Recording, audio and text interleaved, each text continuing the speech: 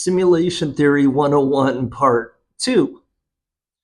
So, do I believe, after all of this time that I've been on this planet and all of the things that I've done, all the people that I've met, all of the games that I've played, all of the movies that I've watched, all of the stories that I've read, all of the songs that I've listened to, everything that I've participated in and ingested, okay, all of the artwork, all of the paintings and statues and all of the stuff that has always been around me, influencing me in one way or another, triggering me, if you will, or baiting me, if you will.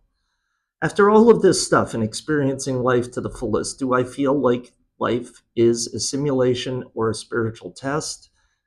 For me, yes, totally, without a doubt. Without a doubt, I feel like this is some type of advanced simulation. And to go even further, I think that the entire world around me is a customized simulation to only me. So I rarely trust that the people I meet are actually meant to be in my life. Like, I don't think there is a meant to be per se for a lot of the things that you experience in life.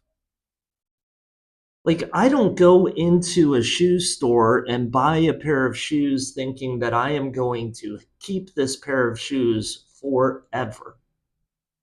They're cool now, they're comfortable now, they're new now, but down the road, they're going to have to be replaced.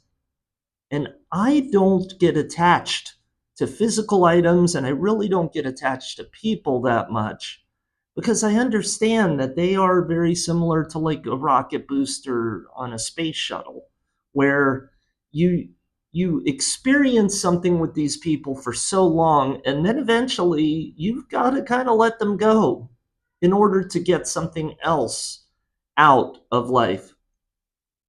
So when I was in grade school, I had some awesome friends and we had great times together. But we met each other because we were forced into an isolated area.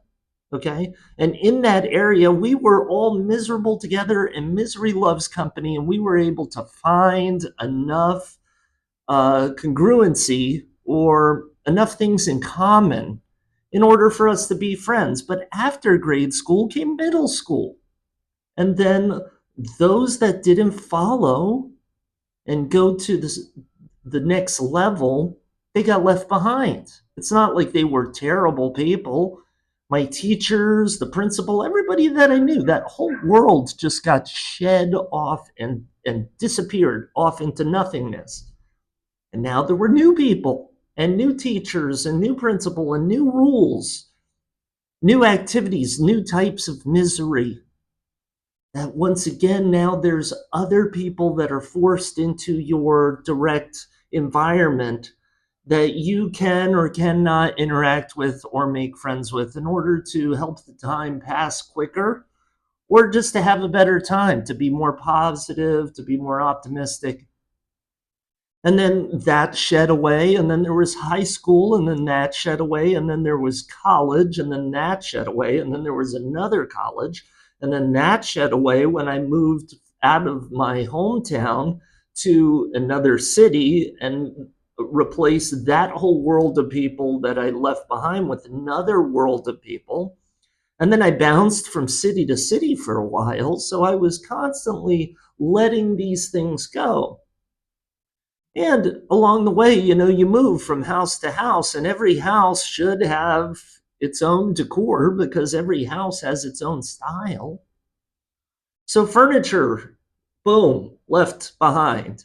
Vehicles, I changed work. I did all different types of things. I sold real estate. I built houses. I did all types of stuff. When I built houses, I needed trucks and vans, minivans, right? When I sold real estate, I needed luxury cars. All of this stuff it's just stuff. It's just stuff that's in the world.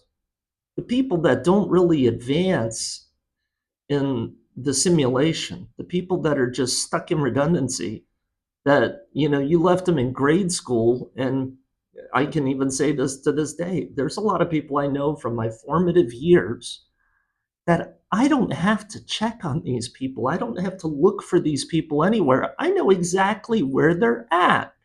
I know what they're doing, basically. I know what they become, basically. They haven't really evolved. They're just those people. So could they be part of the simulation? Of course they could. Of course, that's totally possible, because why did they not evolve? Why did they not change? I'm always changing. I never wear the same outfit twice. Never. I never have. I probably never will. I just never wear the same outfit twice. And I'm talking combinations of things. Pants to shirts to socks to shoes to belts to undershirts. I've never put the same outfit on top to bottom exactly the same as any other time that I have ever done it in my life.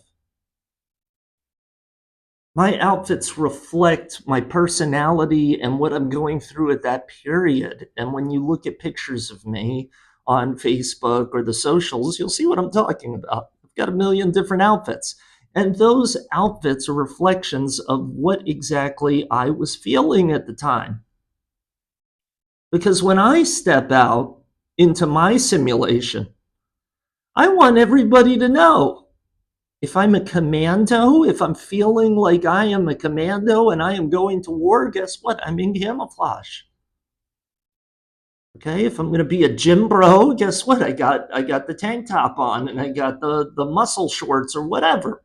Whatever it is I am setting out to do for the day or for the week or for that period in my life, I am dressed accordingly, because I am transparent. Okay?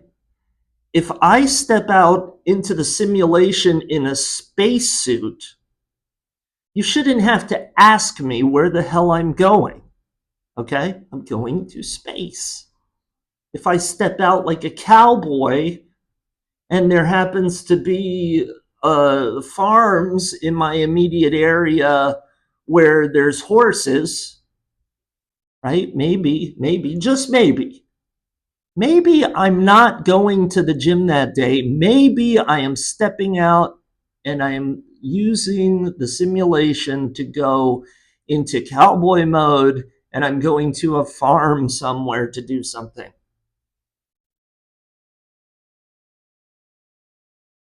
The key to life is being transparent with everything, with what you talk about, with what you project out to the world. You have to be a billboard for what it is your mission is for that day or for any other day. If I replicate my clothing, then I'm replicating my patterns. And if I replicate my patterns, I'm just some cog in the wheel. I'm an NPC. I was designed to be a construction worker, let's say, with a hard hat and a vest, a reflective vest and tool belt. I was designed to be that, and I will just stay in perpetuity forever as that. And it's not a bad thing. It's not a bad thing. You can be whatever it is you want to be. I've been all of that. I've done all of that. I've stepped out of the house in police garb when I was a cop, with a gun and taser and a badge and my outfit tight and my accoutrements and my name tag and my United States flag on my arm, all that crap. I did that. That was a period of my life. If there's pictures floating around of me doing that, I'm not pretending. That's me actually doing that. That's me learning and experiencing something new. So the simulation theory, of course, it makes sense to me that it's real. Of course it does. I don't have any memories of the Underground Railroad and Harriet Tubman taking black slaves out of slavery to the North. That wasn't my life. I don't know any of that shit, if it's even real. I have no clue. I'd like to think that it's real, but stories are stories. And if this is a spiritual test, you better realize that the story you think you're living might not be real.